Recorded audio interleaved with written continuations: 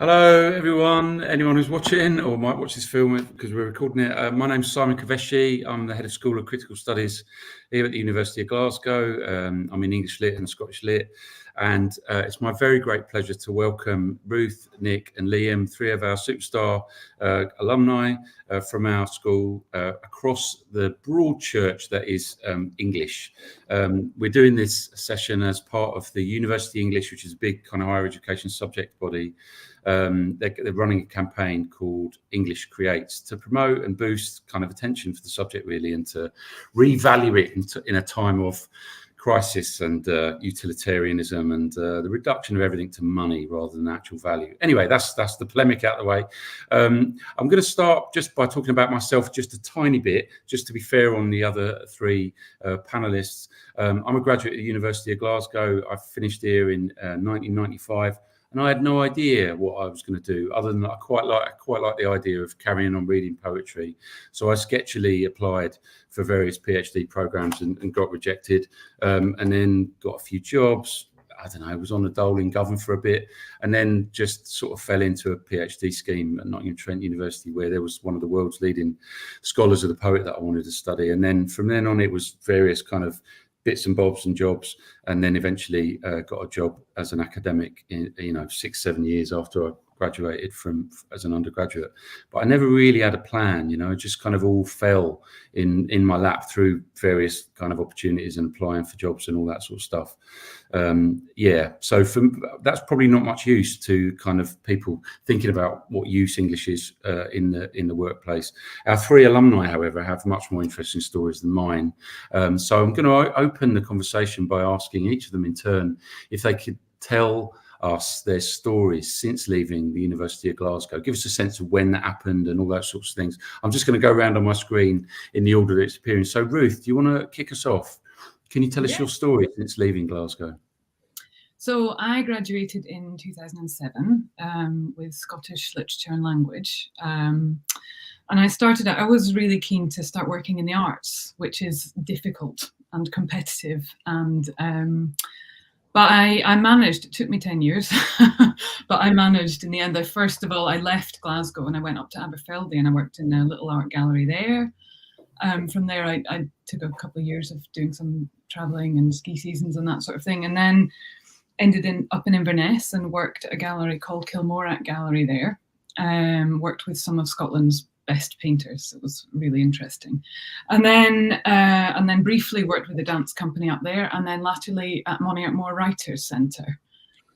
So I joined Moniac at a really exciting time when they were separating out from Arvon, which was like an umbrella organisation, and going it alone. So I got to do loads of exciting stuff, setting up their website and doing all the marketing for the launch, which was really great. And then latterly ended up doing a little bit of the programming as well, which for somebody who studied literature is a dream job. It's like, write to your favourite writers and invite them to this wonderful place where they'll be treated really well. So that was great. But then, curveball, I met a Swede and moved to Stockholm in 2016. First of all, I worked remotely at Moniac, but it was a short-term arrangement. And then, so I was here and I was needing to find some work, and managed to get a job as a copywriter for a big cosmetics company.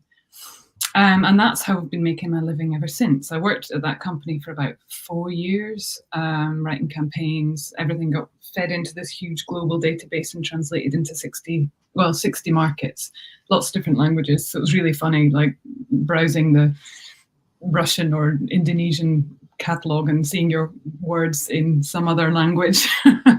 And then I left and worked at a company called Happy Socks for a little while. And then about a year ago, I went freelance because I felt like it was time. So now I've got a few different clients, but still copywriting. And the degree is extremely useful for that, as you can imagine. We'll come back to that. Brilliant. And also, I think what we'll come back to as well is you've got to tell us what copywriting is, because I think I've got a rough idea, but I'm not entirely sure. And I think one of my experiences when I graduated was not knowing what jobs were out there. Like, I didn't know what things were available to me, as a graduate. I had no idea. I didn't probably do any research whatsoever. That's probably true, but and, like, the word copywriter sounds great, but I actually don't know what it really means. So we're going to dig into that. One of the things I should tell people watching, by the way, is we're going to talk for about 30-40 minutes or so, and then we'll open it up to questions. So if you've got any questions, please put them on the chat, and I will come to them at the end, and we'll kind of gather up the conversation there. So please throw your questions in the chat, and we will come to them eventually. Thank you, Ruth, for that potted history. We're going to dig into it a little bit more in a minute, but that was really fascinating. Thank you. Nick, do you want to go next?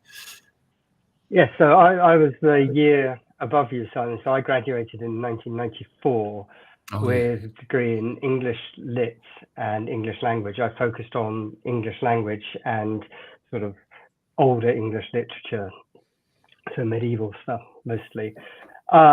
It's that theme that once you graduate, you don't really know, and mid-90s was not an easy time, and I knew I wanted to go into the arts. I did various things. I worked in HMV in London, then up in Edinburgh. Then I ended up working for Chambers Dictionary on their Dictionary of Quotations, and then their Dictionary of National Biography. And then that led to ending up working on the Oxford English Dictionary.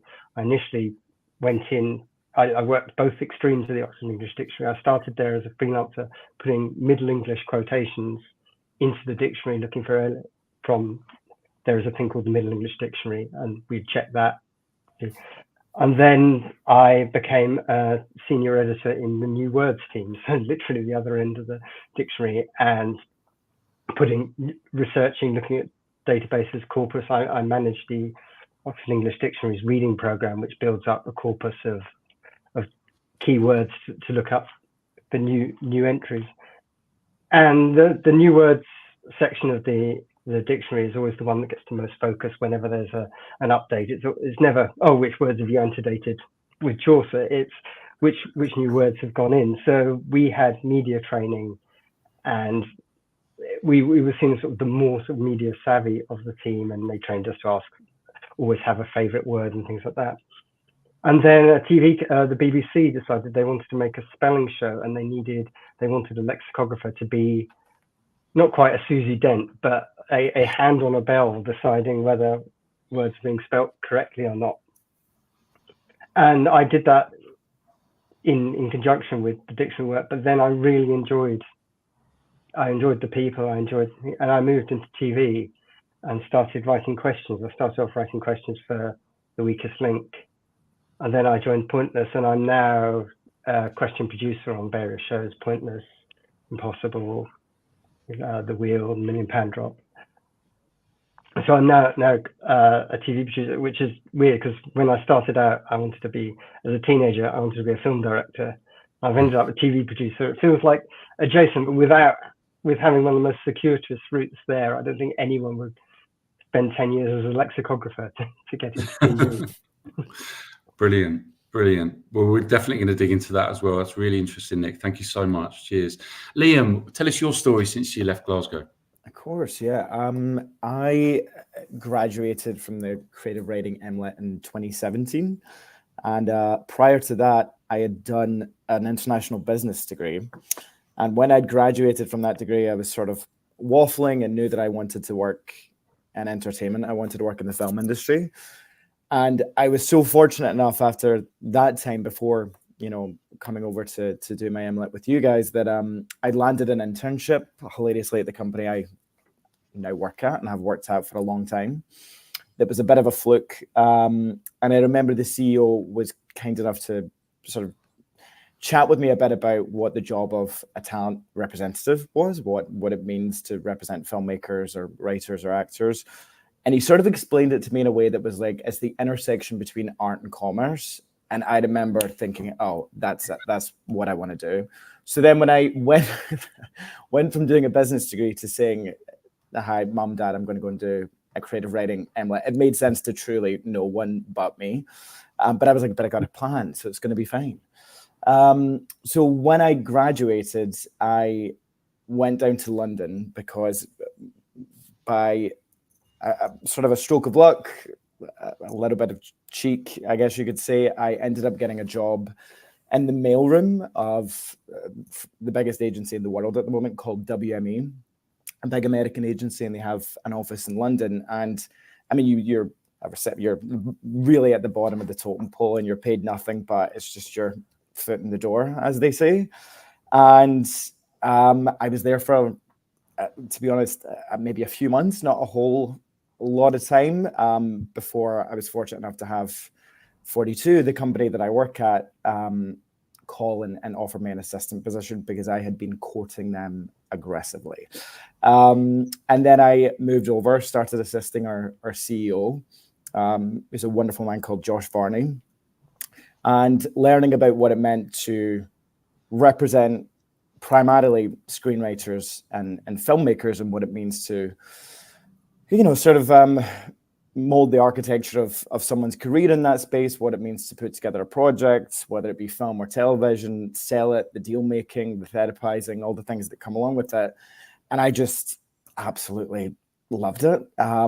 It's sort of strange. You go from having, multiple degrees, and then all of a sudden you're, a lot of your work is booking flights and scheduling meetings and whatever, but it's still a thrill because it's like being in grad school again. You're just sort of learning this whole new industry, which I loved. And also London was an amazing place to be doing. The UK in general was an amazing place to do it, just because the system for developing filmmakers and writers there is really quite extraordinary. You have wonderful public commissioners that really incubate talent in a way that I just don't think it's really compatible in a lot of other territories. And I loved the proximity to the theatre there, and it was fantastic. So I was assisting for a few years, was promoted to a manager myself a few years in, and then just started building from there. And then it got to, obviously, the pandemic, when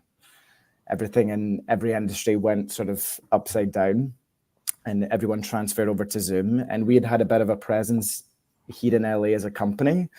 We were mostly producing here. We were servicing a Netflix deal, and we're making movies for them. And we're slowly starting to migrate out management, which was then when my boss, sort of apropos of nothing, was like, "Oh yes, you're going to move to California." And I was like, I feel like that's a conversation, and it's not to sound ungrateful. I'm very glad I'm here now, but at the time I wasn't campaigning for it. I was very content in London, and now I'm based here, but you do a lot of back and forth, and it's been wonderful just being exposed to more talent, different ways to put together a writer career, a filmmaking career. It's been quite fascinating.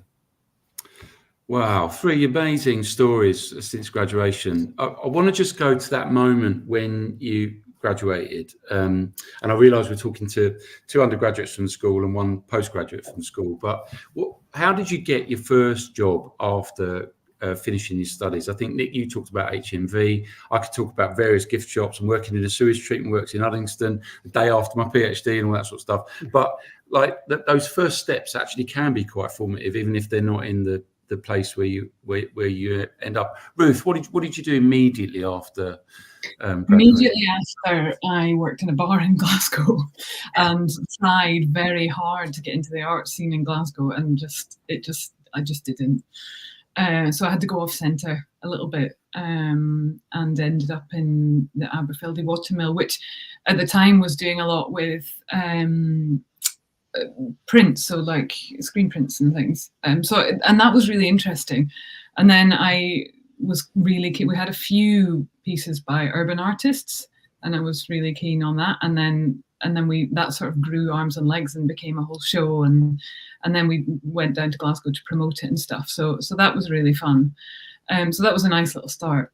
And then, once you've got one thing, then other things happen, So just on that. So you wanted to work in the arts somehow, but did you know what kinds of roles were out there, or did you have any sense of kind of no? No, I mean there are administrative, but it is really tricky to get in. And then like to finally end up at Maniac was a real dream, but it would only have I had to go off centre, and that would be a big piece of advice if you're trying to break, particularly if you're trying to break into the arts, is to go off centre, find the small, because there are fantastic small galleries doing interesting things that aren't in the city centres, because you just shave off so much of the competition. So it's, going off centre is massively useful, and I heard that quite early on from other people as well. It's like, just find those obscure galleries up in the Highlands or wherever they may be. Do you think that would count for sort of dramatic arts and other kind of art forms, that there are, in the provinces or whatever you want to call it, beyond the big cities, that there are kind of more access points, do you think? Possibly. I'm not such an expert on the dramatic arts, but I worked for the dance company briefly, and that was definitely off-centre. That was in Evington Industrial Estate, which I don't know how familiar you are with the Highlands, but that is not a glamorous location. But so going off-centre is a huge piece of advice, particularly if you're going for something competitive. Yeah. Nick, you mentioned working in HMV. So was that your first job after graduating, or? That was I'd actually worked there. I'd worked in London, the HMV, in the gap year before I went to uni, and then so I went back there for the Christmas job because they knew me. And then my very first girlfriend, who I sort of met at uni, she lived in Grangemouth, and she actually got a job at Chambers. So I decided to move up to Edinburgh with her, and then I was working at HMV. I think I temped. I did. I worked on a helpline for Bank of Scotland, and then there was a period, again, I think I mentioned it was in the middle of a bad recession. It was very bad for graduates, and I was on the dole for a bit. But I went on a course that, this can sound like from another era, but it was IT training. But the thing it taught you. It didn't really teach you IT. It taught you touch typing and things like that. But the Chambers had this crisis that they were doing indexing this book, and they realized that the person who'd supposedly been doing it he'd known he was going to be redundant, and it turns out everything was all written in codes, so you had the keyword from the line of poetry and then the line, and they were all written in sort of coded brackets. And it turns out he'd been putting in framework without the actual text, so that he was going to get round to it later. And they were thinking, oh, we're 3/4 finished, we're miles ahead. And then when he left, they looked and they realized virtually none of it was done. So they needed someone who vaguely knew English literature and poetry, who could identify what was good, and more importantly, could type very, very quickly. So I think one of those things, that feels like another era, because I think everyone can type, or you don't need to. But I think that is important, sort of, even in those downtimes, learn a skill, something, and a skill that's adjacent to what is useful. And then once that initial barrier falls, then you've suddenly got Chambers on the CV. And then they did a similar thing with the Dictionary National Biography, where I was sort of involved in keying entries and typing. Amazing. And then that then led to, once you had to put in the door of the dictionary, I then applied to do Middle English quotations at the OED. And again, accurate. That was one of the most important things, is I once made one typo in a Middle English quotation. I remember my boss said, literally no one will ever find a typo in a Middle English quotation, because it's some of my colleagues might think. And you go a bit mad. You start thinking king is genuinely spelt with a Y and an E at the end, because you've seen the word king spelt so many times like that. But again, I think this all feeds in. It sort of taught me a sort of accuracy, attention to detail, which I think do come. And then a job came up as an editor. Mm-hmm. And I applied for that, but I was so ingrained then, having worked with the entries, I was so familiar with the entries that the interview was weird. It was an interview with colleagues who were friends, and I remember just totally deconstructing the entry in way greater detail than I think they'd expected. Did you know that any of these jobs even existed before, when you were kind of a student, when you were graduating? Sort of, because one of the courses I'd studied was called Applications of English Language, and it had free thing. It was I think it was a new course when I said it came in, and it was talking about language therapy, which was fascinating. Then it talked about teaching English as a second language, and then it talked about lexicography. And I think actually my plan had been to go to Japan and teach English as a second language. I think then my girlfriend didn't want to disappear for a year suddenly. But it was very interesting. I was looking at, I'm a terrible hoarder, and I kept all my exam papers, and I was just looking this week. And one of the questions in this exam was, imagine you're an editor of a dictionary of 100,000 words. And you think literally, one of my exam questions was asking me about a job that within 4 years, 3 years, I'd actually be doing that job, which was amazing, brilliant. Liam, can I ask you the same question? What was the first job? So I think you talked about the mailroom. Was that the first one, or was that? Yeah, it actually was, but it's a good story, the journey to getting it. I mean, maybe you guys will correct me on that. But I also worked in a bar, Ruth. I'm sure you were a far better bartender than I was, because I was hopeless. I worked in the Dakota Hotel bar in Glasgow, if anyone is familiar. It's like a swanky cocktail bar that the guy who ran the bar was a mate. It's the only reason I got it. And I was working there when I was doing my master's, and obviously I'd sort of got this little opportunity where I was interning at this company, 42, every chance I got. So I think I maybe did it twice and went down to London and crashed on couches, and it was unpaid and just cobbled together what I could. But then when it was reaching graduation time, and I remember, just as so many graduates do, you just panic. You're like, God, there's nothing on the horizon, and I've put so many eggs in this basket, and what if it doesn't work out? And I'm at the mercy of the market. And, it was quite stressful, actually. And the day, not an exaggeration, the Monday that I went in to hand in my dissertation for my MLet, I went into Dakota to print it for free. And my manager friend, Rudy, at the time, was in a bit of a flap, and he was like, Liam, listen, we're short staffed. Would you mind just covering tonight? We just need another body. And I hadn't slept in 3 days. I was finishing this, but I was like, of course, for you, I will come in for 4 hours. And I go into the bar. There's not a soul there, bar one American guy. He was maybe in his 70s. It's a lovely guy called Rob, and I start chatting to him. And he tells me that he'd just come from New York and that he was visiting his son-in-law. And it came up in conversation, and I asked what his son-in-law did. And he just so happened to say, oh, he's an agent at WME, which I'm convinced to probably most people that sentence would have meant nothing. But I sort of just went, okay, I'm just going to go for it. And I was like, oh, it's funny you say that. I've just graduated and I'm been interning and I'm looking at representation. And this man, this lovely, lovely man was like, you seem like a nice young man. Why don't I give you my my email and you can send me your resume? Which obviously I took with a pinch of salt, because most people with the best will in the world can be full of it sometimes. But cut to a week later, I hope he doesn't mind me naming him here, but it's a good story. I'm sure he won't. But I get a call from this absolutely wonderful theatre agent named Johnny Loma, who lives in New York, who's a partner at WME, and he was kind of confused on the call. He was like, how's this, Liam? I've just had an email from my father-in-law. He said I have to give you a job. And I was like, you should probably listen to him. And he was lovely, and we had a bit of a conversation.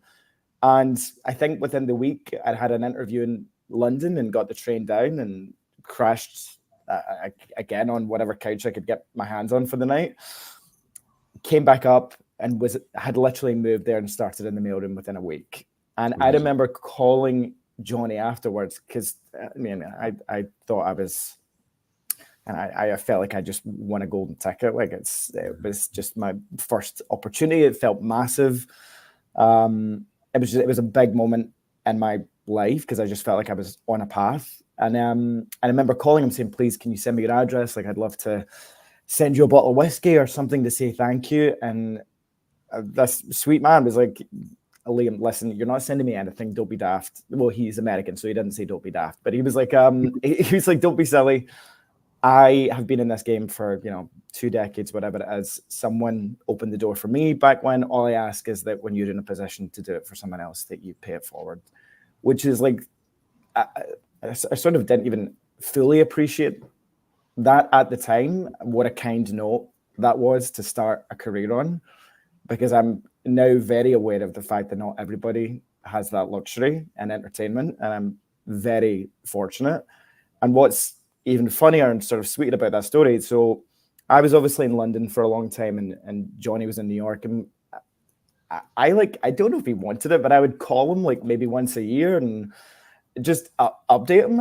I called him when I got promoted. I told him when I took my first client to Venice and whatever. And he was always so sweet. We would always miss each other in whatever city we were in.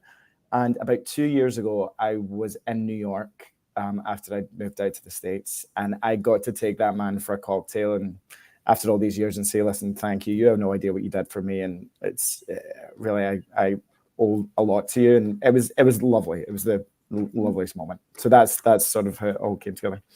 It's really amazing. What an amazing story. Of course, it isn't just about luck. It's also about the willingness. The moment where you decided, I'm gonna make this conversation get a bit bigger than just people exchanging pleasantries in the bar. It's just, that was the kind of moment where you clearly shined enough for him to feel that passing your name on to a family member wouldn't be embarrassing for him. Do you know what I mean? Well, in fairness, I think he had a habit of doing this. I think he'd had a history of sending some pretty sketchy candidates, and I felt an obligation to do right by this man. Oh, that's good. So I'm gonna try and put you in the position of reflecting on why you've got the jobs that you've got over the years. And this is a bit of an odd question, but do blow your own trumpets. Don't be embarrassed. What do you think employers who have hired you at the point of interview or whatever have been most impressed by? It's an odd question, but I did send them to you the other day.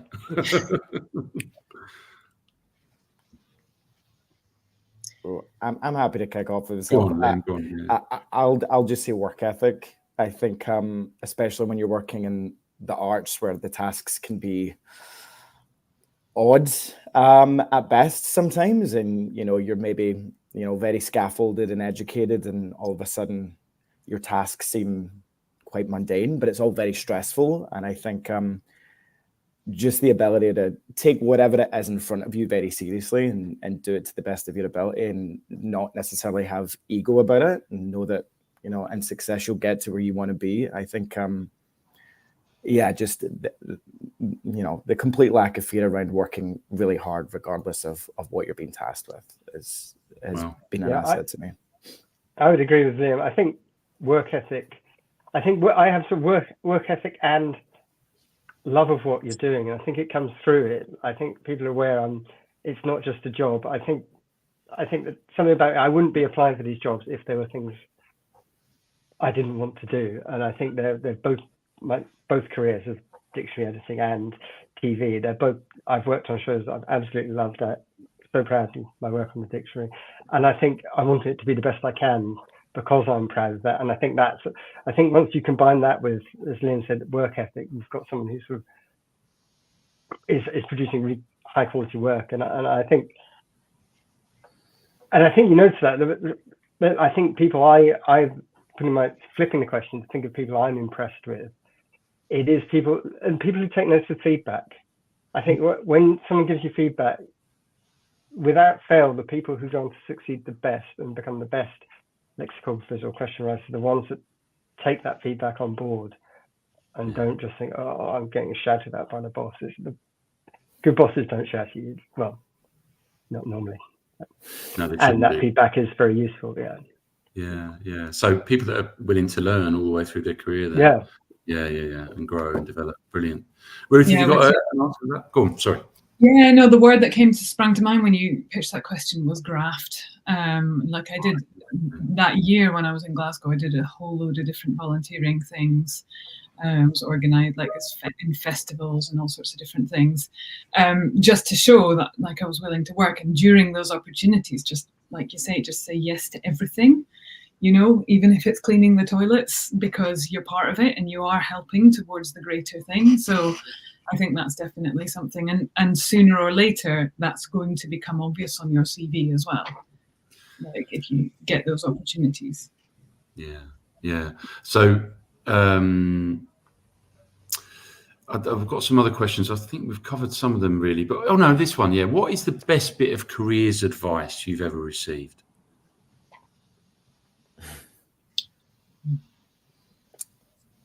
I'm happy to kick off this one. Well, my dad, I think it's a very Glaswegian thing, but my dad was very practical, rational man, was always just that hard work will get you further than talent every time. But then when I started in the industry, the best piece of advice that I was given that was a bit, I guess it's actually applicable to a lot of industries, is just to remember, even at the very beginning, that your peer group is your peer group for the rest of your career. So it doesn't matter which aspect or silo of the industry you're in, whether you're an agent or a manager or a producer or a casting director or an actor or a filmmaker yourself, like that peer group will follow you. So treat people really well, because your reputation is significant. Yeah. Reputation is enormous, isn't it, in any career? Because it no matter how big a kind of an industry looks, I'm talking about academia here, reputations really do follow. We do talk about each other. You know, that's absolutely the case. And if you want to have a career in the same sector for a long period, then that reputation will follow you, and that can be a really good thing. Or treat people really well is a fantastic maxim. Go on. What other answers have got to that, Nick and Ruth? I think it's a similar thing. I think I had two. I think the one I touched on about attention to detail, that happened to be one of the most prime examples of putting a typo in a Middle English word. But I think, especially someone who, if you're going to work, if your job is effective in English, writing constantly, attention to detail is so important.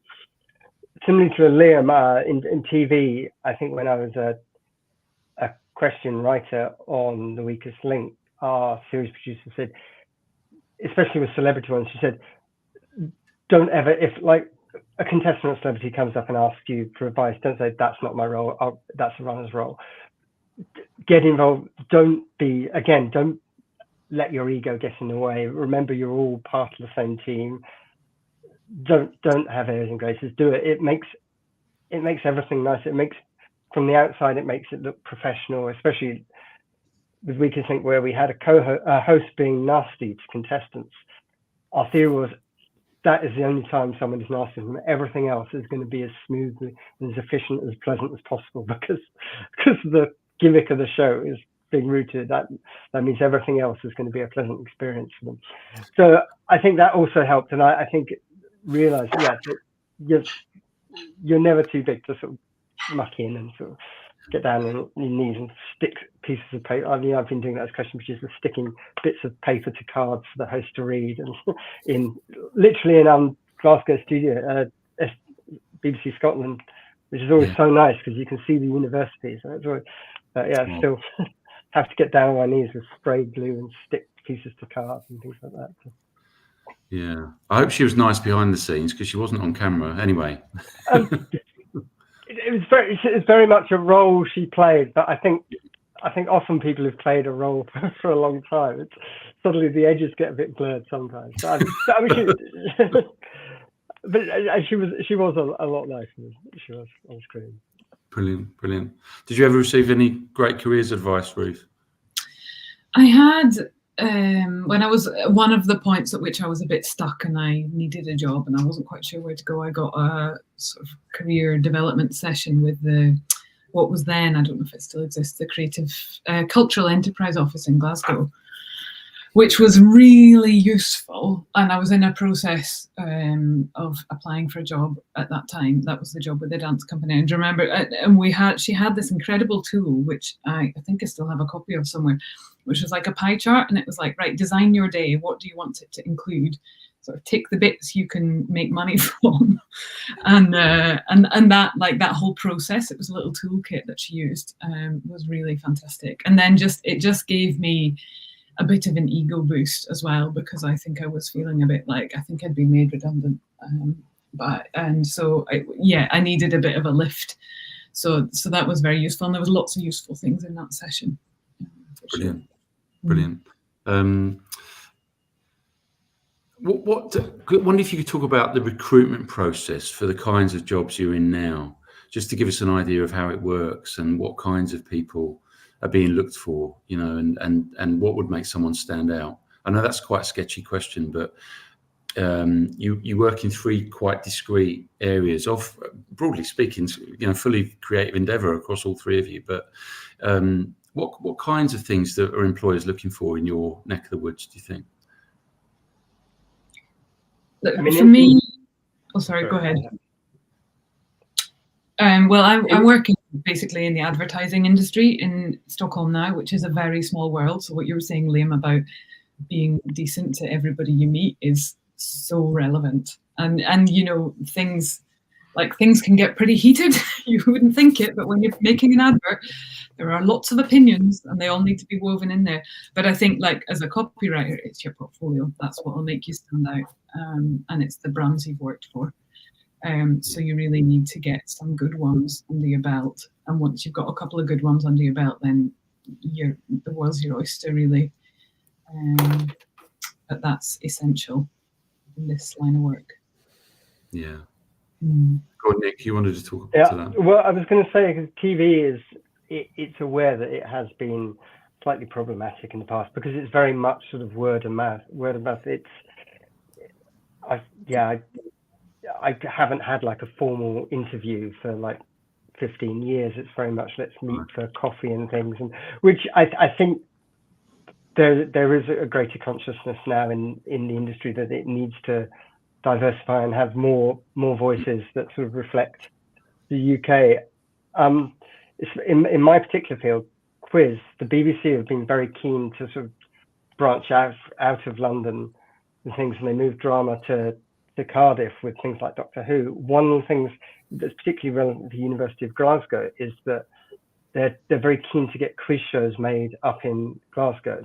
So I think approach the BBC in Scotland. They are desperate for Scottish-based writers, especially Glasgow-based writers, because this is a project that is sort of very important to sort of increase sort of the regions and the sort of broadcast numbers in the regions.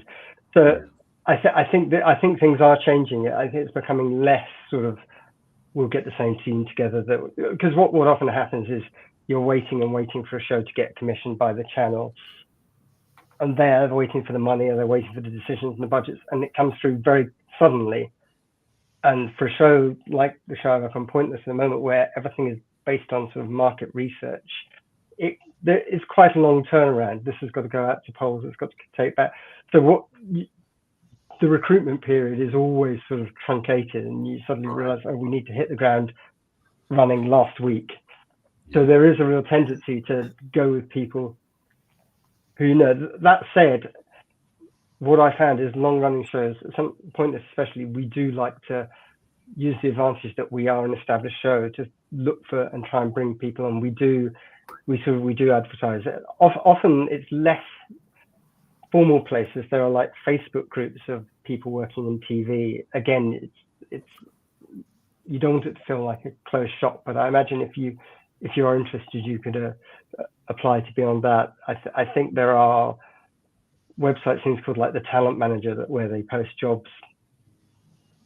But again, it's very informal. Well, it's becoming more formal, but it used to be very informal. But I think, yes, look for places, even contact, especially if you are interested in being a question writer on a quiz show, which many people didn't know this job existed. BBC Scotland would be a good place to sort of get in touch with, because they are desperately trying to grow that industry in Glasgow. That's really useful information, I'm sure. Thank you very much. It does sound like it has been a bit of a closed shop. But even just this morning, there was an article in The Guardian about the dearth of working class people working in TV. It was specifically about that. And a friend of mine, Neil Griffiths, was quoted, who runs the Arts Emergency, which is a charity to support kids basically from working class backgrounds staying in the arts in all across, the entire sector. It's still a really difficult place to get into, isn't it? I think for people without and it's very hard because it's contract work, and I mean, things are strange at the moment post COVID, where everything stopped and then everything started again at once, and that created a big boom. And then there now, especially with advertising sort of collapsing in normal TV and going into streaming, there's been a lot of problems, which means there've been some big gaps between jobs. And again, if you are from a sort of if you grew up in a sort of financially insecure household, this idea of taking on a job where you might be out of work again for 5 months is not encouraging, which has it's a vicious circle then, because it then means it's the people who feel comfortable enough to take their financial hit, which is not what you want to happen.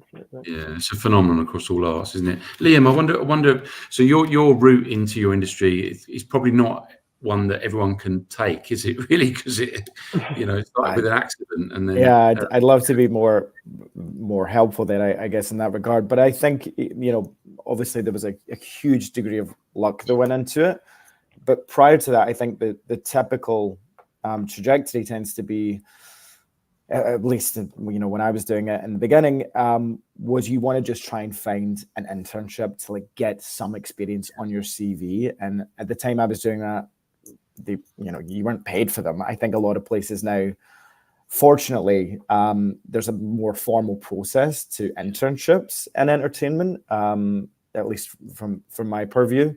But at the time, you just wanted anything at all to scaffold your CV outside of academia. And to Ruth's point as well, it doesn't matter really what you're doing. And, are you volunteering at Glasgow Film Festival, or are you in-house at a production company, or maybe are you doing some interning at an agent, whatever it is.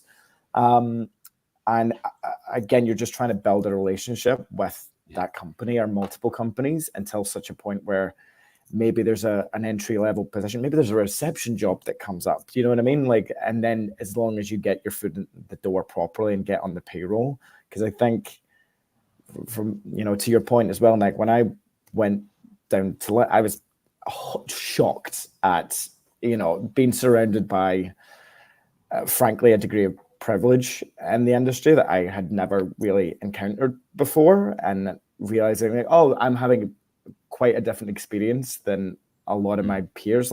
Even my first year, when I was assisting and, paid a salary at a very small salary, I still had a bar job, just to keep myself afloat in London for the first year. And I was quite proud of it. It didn't bother me at all, but I was very aware of the fact that it wasn't the experience that maybe everyone was having. But to the earlier point about I just got my head down, and I actually look back really fondly on that time. It was exhausting, but very fun. So I don't have regrets. So fast as well, I imagine. Learning so much. Completely. And I think, there's, I speak to a lot of colleagues and peers. There's never a lack of enthusiasm for finding and hiring really smart, hungry young people in the industry. That's the one thing that I will say that is never not relevant. I think, at least when I started out, you sort of assume that there's 1,000 of you waiting at the door, and they all want it as much as you, and they're all going to work harder than you, and it's not always the case. I think meeting really bright, ambitious young people who want to be there is always going to be it's always going to stand out to an employer. Brilliant. So I'm gonna be a bit selfish here and get you to talk about what you think you initially, and then maybe have constantly drawn on from your studies. And if it's nothing, then let us know. Let's not be too idealistic about it. But do you think that your time as an undergraduate or a postgraduate here in the areas you chose have actually served you well across your careers since graduating? Ruth, do you want to go first? Yeah. Yes. Absolutely. They're without a shadow of a doubt. So working in Sweden, I'm often the only native speaker. And to be, particularly the English language aspect of my degree, it's extraordinarily useful. And the other thing I would say, like just in the last year with the whole advent of AI, you know, a year ago, everyone was like, oh, copywriters, we don't need them anymore. Now everyone's like, oh yeah, we still need them. Like to be able to take a sentence apart and put it back together and understand every aspect of that sentence and which word is performing which function, it's so useful. It's so useful for me. And something that, you know, because you'll be sitting in a meeting and like I say, advertising, people love to follow out over the content of adverts before they hit the billboards. You can have like 10 stakeholders and you can have people with a terrible grasp of English trying to tell you that this word is the word you need. And you're like, no, hang on. And then you whip out your degree and you're, well, like, I don't actually, you know, having a really rigorous education in how language works is incredibly useful for me. Brilliant, brilliant. I did say at one point that I was going to ask you to quickly define what a copywriter does. I think I've got an idea, but can you just really quickly just tell us, you know, what it means, what it involves? It's basically writing the text for adverts, but it's a bit more complicated than that because there's a huge long process that goes into it. There'll be a brief, there'll be, depending on the size of the campaign and how much money is behind it. But basically you're pulling together different departments' needs. So you've got marketing there saying, oh, there's this trend, we need to build a campaign based on this trend. And then you've got all these other experts coming in, and then you've got SEO to consider, and you've got, it's become a very complicated job. But basically, it's writing the text for adverts. It has nothing to do with law. So, Thank you for that. Just in case that people didn't understand it, thank you. So, go on, carry on. No, carry on. Just one thing is you have no idea how many hours go into 3 words in a headline. Like the amount of meetings about those 3 words, a lot. Brilliant. I think it's apocryphal, but Mark Twain is meant to say, I'm sorry I've written you a long letter, I didn't have time to write a short letter. Brilliant. And that's right. And I think, I mean, for me, I mean, it's weird because you think, for me, English language was almost a vocational degree as much as chemical engineering would be for someone who went on to become a chemical engineer. Like I said, there was that question in my finals that actually I did. And yes, obviously, it's quite like Ruth. Mine has been putting quite complicated ideas, both as a lexicographer and as a question editor, into a very simple, understandable form that is comprehensible. You need to really have a strong grasp of language to do that. But I was thinking another thing. I mean, it's not just, I think literature and language degrees are still important, even if it wasn't vocational. I think one of the most important things for me was doing Paradise Lost at Glasgow. We had one whole term devoted to Paradise Lost.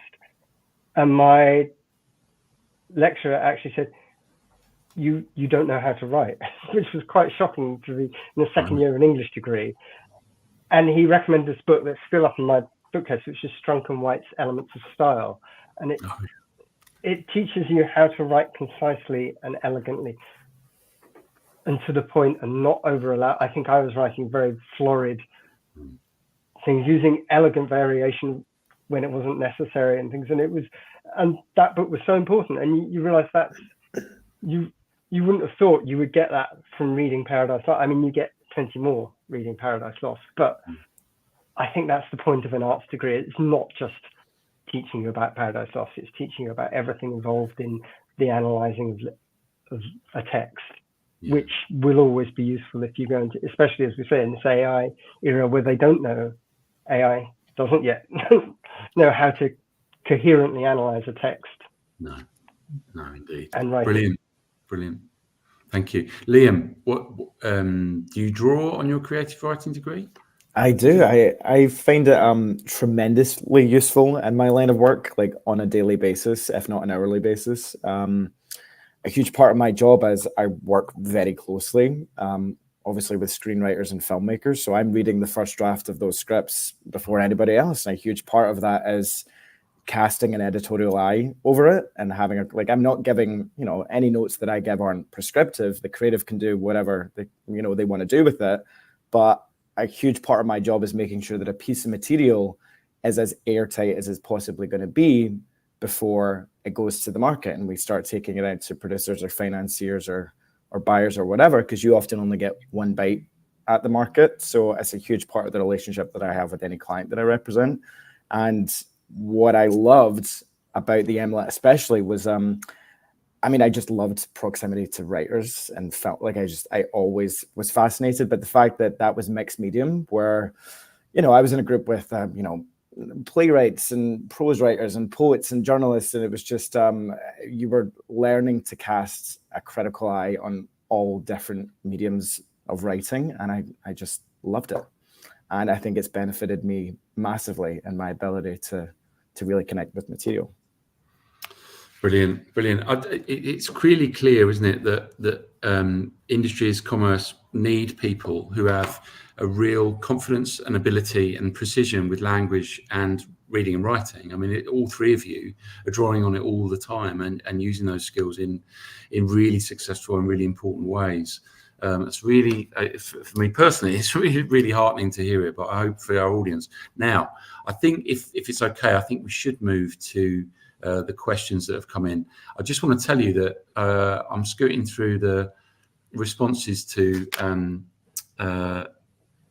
Sia's question of where are you coming from, and we've got people watching us in the USA, in a Brazilian who's in Scotland, someone from Trinidad and Tobago, someone from India, someone from Nigeria. So fantastic to welcome you all, and thanks for sticking with us if you're still around. I'm going to work down to questions that we might answer.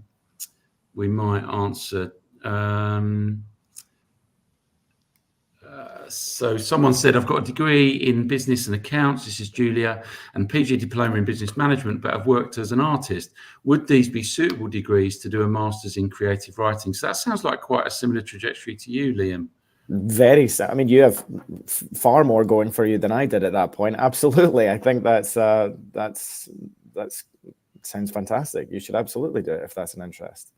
Go for it, Julia. She's been sent a link as well to the program, so that's fantastic. This is an interesting question. What are the best routes to someone whose mother tongue is not English and has a disadvantage to native English speakers? And it's someone who's pursuing a PhD and is very interested in creative writing. Ruth, you might be able to answer that. Yeah, it's a tricky one, but I think just keep at it. There are plenty of writers who don't have English as a mother tongue who've gone on to have successful careers in creative writing. So yeah, keep at it and just, yeah, I think it's entirely possible. And languages can be learned and they can continue to be grow, and to be mastered. So good luck with that. Someone else asks, I think we have tried to cover this, but I'm going to read it anyway. This is from Ottilie, I think it says, do you have any advice for the sometimes demoralizing process of applying for or trying to find jobs in the creative industry? I think we have kind of talked about this, but is there any extra nuggets of information you want to offer, Ottilie, there? It's hard. It is difficult. Cast your net wide. Work every contact you can think of. Family, friends of families, friends, and just anyone you can think of who could help you get a foot in the door. And volunteering, all these sorts of things, whatever you're able to do, and sustain yourself with other things until you can get a break. Yeah. Completely agree. And on that note, I would say there's absolutely no shame in asking for help if you have contacts in your life. Like, there's a way to do it that's completely appropriate. And I think sometimes there can be a real nervousness about feeling like you're exploiting a contact, but that's categorically not what it is. You're at the beginning of your career and you're looking for an opportunity. So we had a brief chat before we started, didn't we about LinkedIn. And I know we don't all use it, but although it is very dull, you can actually access people in career paths that you quite fancy and just contact them. And I think it tends to be that alumni tend to be really positive about being that, I'm not suggesting all three of you are available for everyone to contact, but LinkedIn can be a really important platform just for making cold calling on people really that are already quite advanced in industries you want to get into, just to give you those kind of early bits of information about where you might go, because some industries do seem, even if they're not, they do seem like a closed shop until you do know the terrain a little bit. Nick, you addressed that quite eloquently, very eloquently earlier, about how your industry is kind of opening up, but there is still kind of not secret, but sort of Facebook groups and stuff that people might not naturally know about. And there are things that, if like I found with Chambers, where I was literally in the right place at the right time when they had an emergency, but by contact, and again that was through a network. I think it is important to sort of build a network and things. And things like LinkedIn are sort of an electronic way of doing that. I mean, obviously, I was trying to do that in the era before the internet had got going. But so I think that these having contacts, and you never know, you might just find someone just as they need someone new as well, which is. But sometimes you have to work to put yourself in that accidental space, don't you? And be confident about it. Listen, thank you all three of you so much for this. You've been really generous with your time, and I think I've learned a load, and I also feel really heartened about the importance that our subject areas kind of offer to people once they've graduated for life. So thank you so much. I think we're going to draw it to a close now, if that's okay. I'm sort of giving you a round of applause, but I'm sure people are grateful to you that have been watching online. Thank you so much, everyone. And thanks to everyone watching. Do get in contact with the various kind of bodies that are online on University of Glasgow website if you're thinking about studying here, or if you've got any queries.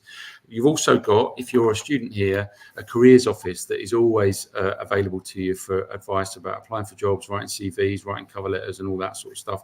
There's the link for you. Thank you very much, Sia, for popping that up. So please do get in touch with our careers colleagues. But thank you so much, everyone, and cheers. I'm going to wrap it up now. Thank you.